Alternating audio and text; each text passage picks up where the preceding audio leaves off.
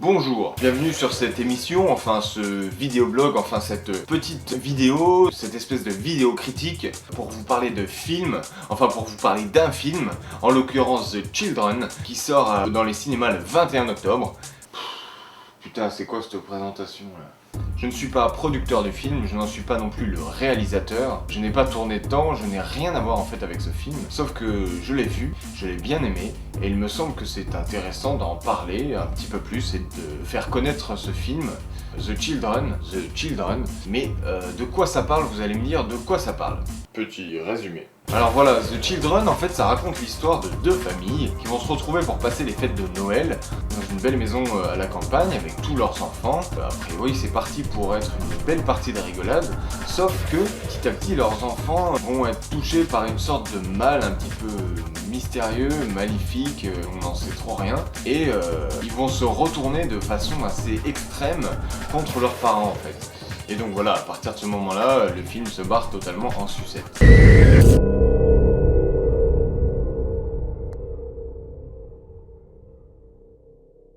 En tout cas, il y a vraiment une très belle image, des plans très sympas. Le film se passe beaucoup forcément avec des enfants. Et donc la caméra est à peu près à la hauteur, ce qui leur donne un peu plus d'importance et un peu plus de crédibilité aussi dans les actes qu'ils vont accomplir. C'est assez réussi, il y a plein de trucs très sympas, beaucoup de plans de paysages aussi magnifiques avec la neige, avec un espèce de contraste vraiment réussi dans les blancs, entre le ciel, la neige, les manteaux de couleurs très vives des enfants sur des grands étendues de neige très blanches. C'est vraiment assez réussi. Il y a aussi des plans, notamment un que je pense qui marquera à peu près la plupart des gens qui vont le voir, où on voit du sang couler sur la neige en fait, et où la neige absorbe à moitié le sang en même temps que ça avance, et c'est une espèce de flou net sur les flocons de neige. Tout se passe en fait en pleine journée. Pour un film d'horreur, c'est assez, je dirais pas forcément innovant parce qu'il y en a déjà eu forcément, mais c'est vraiment pas souvent, donc voilà, toutes les scènes qui sont censées faire peur se déroulent la journée. Il y a beaucoup de hors-champ, on sait pas où sont les protagonistes du film à certains moments, et du coup voilà, on se demande toujours s'il n'y a pas quelqu'un derrière ou quoi qui est caché et qui va nous surprendre. Il y a une mise en scène assez marquée, assez bien foutue. Moi j'ai trouvé ça un petit peu répétitif parce que jusqu'à peu près à la moitié du film, c'est super bien fait. Il y a vraiment une espèce d'effet crescendo comme ça où un espèce de climat à moitié malsain qui s'installe au fur et à mesure, à peu près à la moitié du film, où les enfants commencent à se barrer en sucette. Il y a un effet de montage, il y a un effet de mise en scène très très percutant, peut-être beaucoup trop, ça en rajoute beaucoup. Mais du coup ça fait vraiment une grosse montée de tension et c'est assez réussi et efficace. Jusqu'à peu près à la moitié du film, le problème un petit peu c'est que ce schéma-là va être répété dans toutes les autres scènes après où la tension va monter, avec toujours ce même genre de musique et ce même genre de plan qui s'accélère de plus en plus, des caméras qui tournent autour ou de choses comme ça. Même si c'est très réussi, jusqu'à peu près à la moitié du film, c'est pas très innovant dans ce sens-là.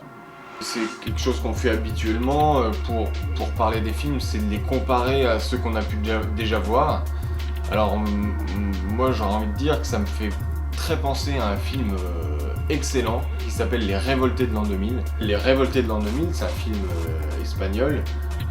C'est assez vieux, hein. C'est genre dans les années 70-80, je crois 77 pour être exact. J'ai oublié le nom du réalisateur, mais bon, vous chercherez.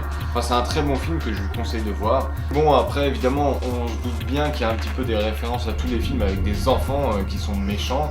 Un petit peu comme Malédiction, la série des films Malédiction, avec un gosse horrible qui incarne le diable, machin, qui bouffe tout le monde, enfin, qui tue tout le monde. même l'exorciste en fait un petit peu aussi. Sur le schéma du scénario et ce que ça dégage un petit peu comme idée, du fait que les enfants font que d'engranger les idées à la con des adultes et ils recrachent tout ça de manière très violente.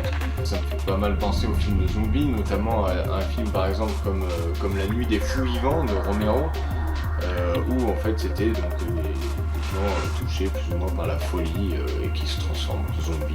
Enfin, en tout cas, il y a forcément tout un tas de références à tout un cinéma de genre, mais qui essaye quand même d'être un petit peu différent des autres productions, de faire ça en plein jour avec des couleurs vives, en resituant son contexte de manière assez sociale avec l'éducation des enfants et tout, donc c'est moins con qu'une vague série B par exemple avec des enfants qui vont bouffer tout le monde avec des machettes et voilà, c'en est pas à ce point-là quoi.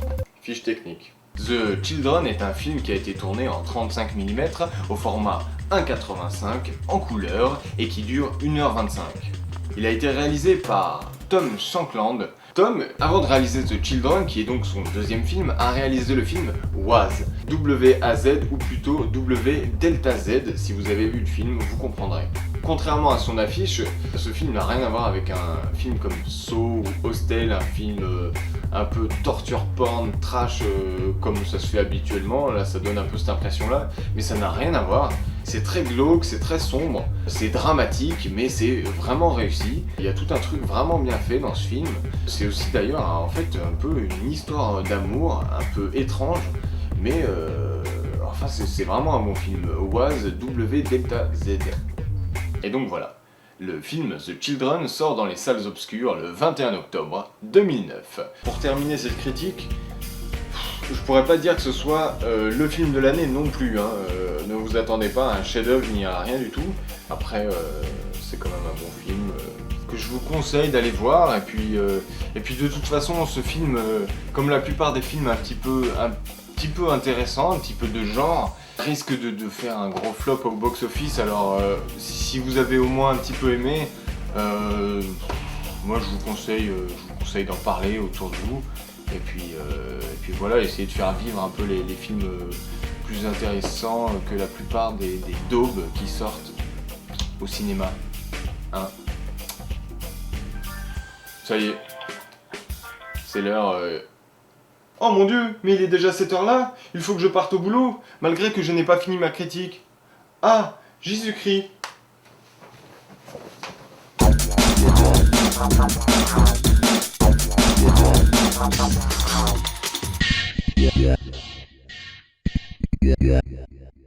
Non, parce que bon, les gamins, ça va quoi. Tu leur mets une torgnole et puis au lit quoi. Vous aimez les enfants, vous ?